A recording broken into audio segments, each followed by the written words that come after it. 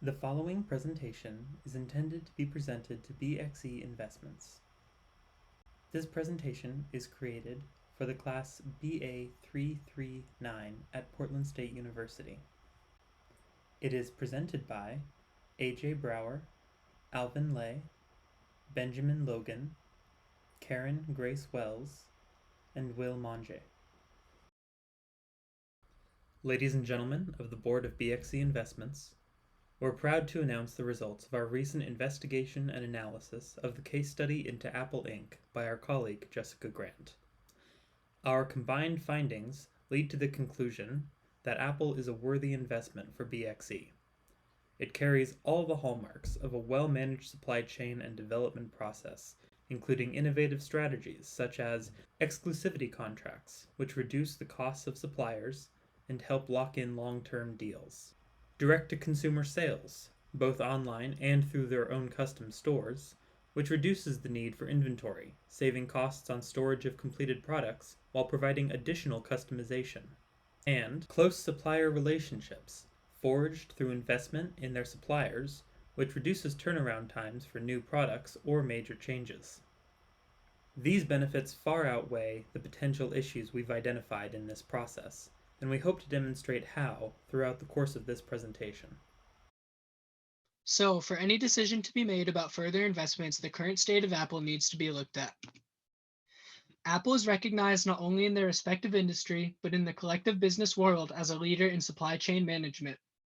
Apple has proven their dedication to further improving their supply chain when they invested $10.5 billion in 2013 for new production technologies. And although their operations were booming on many fronts, arising problems were evident. This was a concern for investors, such as BXE. A major organizational change for Apple was their leadership. Tim Cook became the new CEO after the loss of Steve Jobs, and it was clear that the two had very different leadership styles. Some people believe that Cook wasn't the right fit to continue Apple's innovations. Apple's need for new product diversification was greater than ever. Their share price had fallen from $700 to about $525 in just 2 years. And new product development was the clear choice for boosting new financial growth. BXE Capital needs to consider all of these factors in their decision to maintain investments in Apple. Exclusive and cheap, but self-limited. What that means is Apple gets an exclusive contract with the supplier to produce a particular component for the Apple product. Apple's analysis for 2013, Apple invested 4.5 billion in research and development, up from 3.4 billion in 2012 and 2.4 billion in 2011. Apple has 24 companies with 28 plants in Malaysia that were assembly services to Apple's component supplier, which means that they would have to increase hiring effort of temporary workers to function in their facility. Apple closed ecosystem exclusivity strategy helps enable significant discount on components with supplier and manufacturer, which means lower component costs. Apple position its retail store in high traffic location to ensure a high quality buying experience and attract new customers. As a result, Apple total net sale by segment increased by 9% in 2013. And Apple is also ranked #1 from Gartner's group for supply chain logistics. Apple net sale for the fiscal year in 2013 is 171 million. In 2013, Apple sold over 150 million iPhones, and that's up from 125 million units in 2012. Apple's iPad segment generated 32 billion in sales in 2013 and up to 3% from 2012. Comparing Apple to other companies in the technology hardware industry, it's clear that they are an industry leader in supply chain management. They employ and excel in the supply chain areas where comparable companies have seen success. 3 of these comparable companies, found on the Gartner Group's list of best supply chains, a list which Apple holds the top position on, are Dell, Lenovo, and Intel. Dell employs a similar direct-to-consumer model as Apple, as well as a wealth of customization options for their devices, when selling their personal computers and consumer electronics. Lenovo is currently in the process of introducing more direct consumer processes into their supply chain, and similarly maintains their suppliers through large volume, selling approximately 100 million units per year.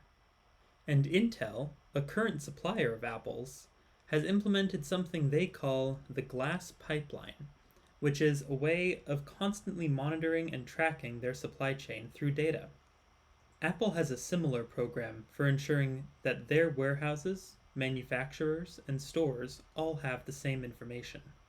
The fact that Apple has already implemented so many of these supply chain advancements, including ones other successful companies are only just starting to implement, is an excellent sign for the growth of the company and demonstrates how their bets are already paying off. A bright future with effective strategy. Apple's action plan. Now, to remain competitive in the current market, it is imperative for Apple to develop a specific action plan that attempts to lay out recommendations for management on what to do. In 2011, when Tim Cook became the CEO of Apple, investors wondered if Apple would be able to meet expectations surrounding product development, procurement, marketing, and logistics. For Apple to remain one of the industry leaders in consumer devices, the most important action plan would revolve around Apple's product development. Apple's goals should be to streamline product development, thereby keeping up with consumer demand for new and innovative products. Now, challenges when approaching this action plan would include Apple's short new product development cycle, meaning typically every year a new version of the product is released.